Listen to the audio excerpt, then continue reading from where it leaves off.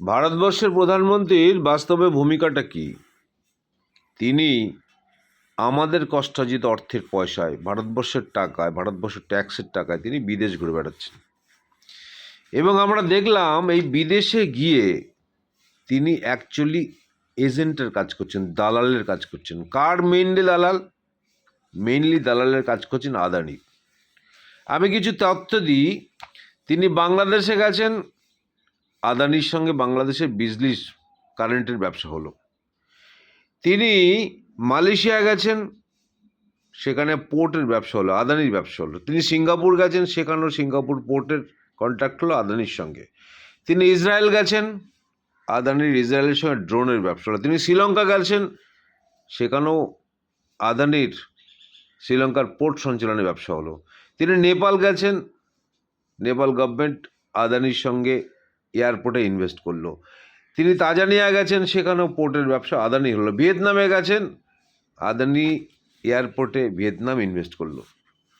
আমার কথা হচ্ছে, মোদি ভারতবর্ষের ট্যাক্সের পয়সায় সারা বিশ্ব ভ্রমণ করতে হচ্ছেন আদানির জন্য।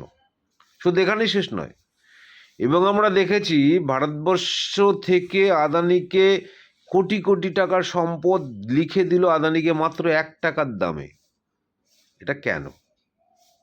আমি প্রশ্ন করতে চাই, কেন এই ঘটনাটা? কেন মোদি ভারতবর্ষের প্রধানমন্ত্রী না আদানির প্রধানমন্ত্রী?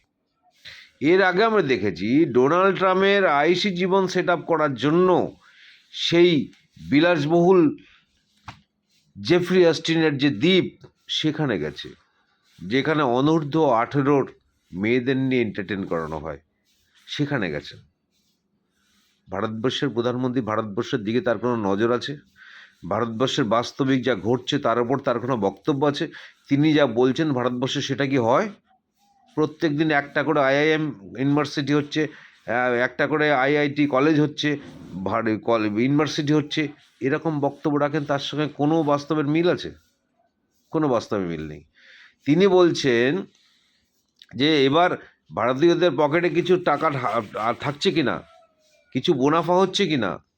যে সময় দ্রব্যমূল্যের দাম প্রচণ্ড বেড়ে গেল, ডিজেল পেট্রোলের দাম বেড়ে গেল, ভারতবর্ষের মানুষ যে রোজগার করছে সেই রোজগার করে সংসার চালাতে পারছে না, তিনি বলছেন যে ভারতীয়দের পকেটে কিছু সঞ্চয় হচ্ছে কিনা। অর্থাৎ ভারতীয়দের কোনো খবর উনি রাখেন না, বাস্তবে কোনো খবর রাখেন না। উনি খালি ঘুরে বেড়ান সারা বিশ্বে, কোথায় আদানির ব্যবসা বানানো যায়, কোথায় আদানির ব্যবসা বানানো যায়। ভারতবাসীর নিপাত যাক, কৃষকদের আত্মহত্যা বেড়ে গেছে, গরিব আরও গরিব হয়ে যাচ্ছে, কোনো লক্ষ্যই লোকটার নেই। এমন নিম্নমানের, এমন কুরুচিকর প্রধানমন্ত্রী ভারতবর্ষের মুকুটে আর কখনো আসেনি। এটা ভারতবর্ষের অভিশাপ, এটা ভারতবর্ষের একটা লজ্জা, ভারতবর্ষের ঘেন্না এই প্রধানমন্ত্রী।